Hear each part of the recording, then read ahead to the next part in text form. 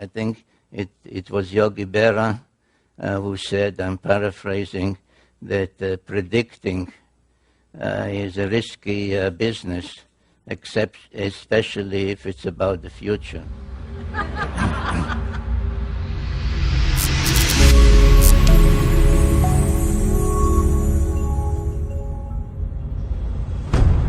By the time 2010 arrived, most of the world knew that the end was near. In 2012, as the prediction went, a large planet, 5 to 6 times the size of Earth, would come out of nowhere and either smash the Earth into oblivion or at least come close enough to cause everything as we know it to change. Children were scared. It gets creepier. I Googled it and found a lot, namely this. Nibiru is a planet listed in the writings of Zecharia Sitchin, particularly his book The 12th Planet. According to Sitchin's interpretation of Babylonian religious texts, a giant planet called Nibiru passes by Earth every 3,600 years and allows its sentient inhabitants to interact with humanity. These beings, which Sitchin identified with the Anunnaki of Sumerian myth, would become humanity's first gods. The Nibiru collision is a disastrous encounter between the Earth and a large planetary object. Believers in this doomsday event usually refer to this object as Planet X, or Nibiru. The doomsday event? Adults were scared. In South Africa. The moon's on a collision course. I knew this. No, that wasn't. And that the collision is right. So would be visible. Tell me I'm wrong, because I'd love to be told that People were scaring themselves. Dear God, look at that. Some of the networks actually had experts who explained in great detail what was going to happen.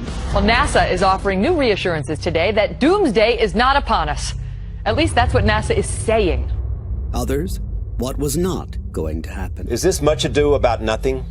Well, all week I've been telling people, don't quit your day job. For God's sake, pay your rent and do your laundry.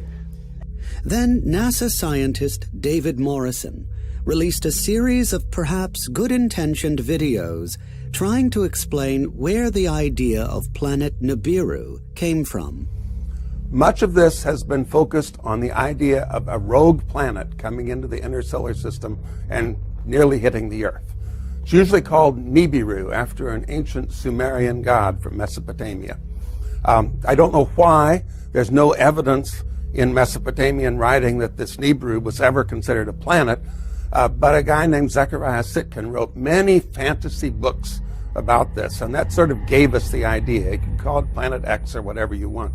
Planet Nibiru was first introduced to the mainstream public in 1976 by author, researcher, and mythologist Zecharia Sitchin.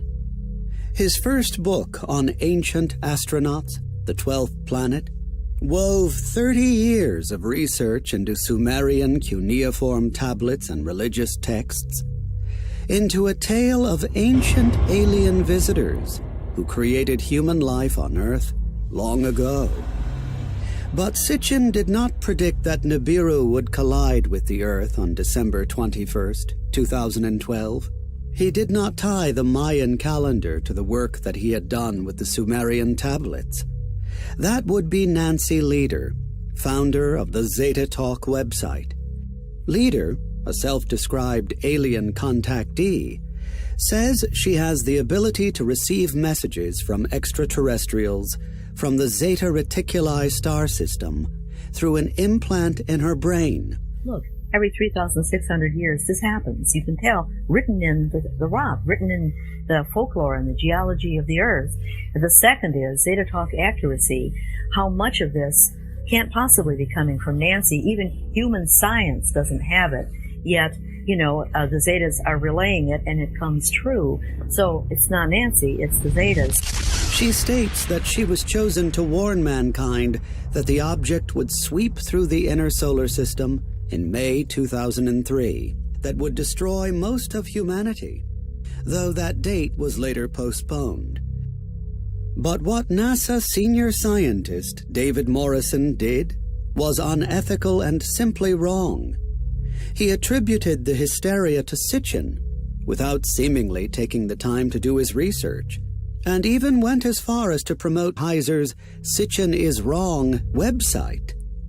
Heiser, who has spent most of his career riding on the coattails of Sitchin's theories, is a demon and ghost-hunting theologian and biblical Old Testament scholar, a modern-day Cotton Mather with a vendetta. I don't think he is a scholar. I've said publicly before, I don't think he knew any of the languages. He's probably a native Hebrew speaker because he was Jewish, but frankly, that doesn't impress me. When Sitchin passed away in 2010 at the age of 90, he left this earth without ever confronting any of his detractors. He felt it was just better to ignore them. This was the type of man he was. Zecharia Sitchin was a man of great focus and convictions. He spent his entire life trying to get the answers to the questions he once asked his teachers as a child growing up in mandatory Palestine. And he never stopped. I feel that what I've been doing in my life has not been a waste. It had a purpose, it had a meaning. This documentary attempts to tell the full story of Sitchin's life and his work.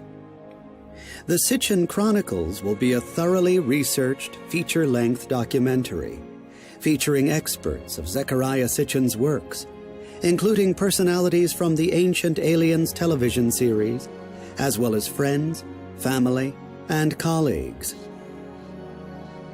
This fundraising campaign will provide the production team with the funds needed to travel, purchase historical footage, acquire licenses, and pay for production fees.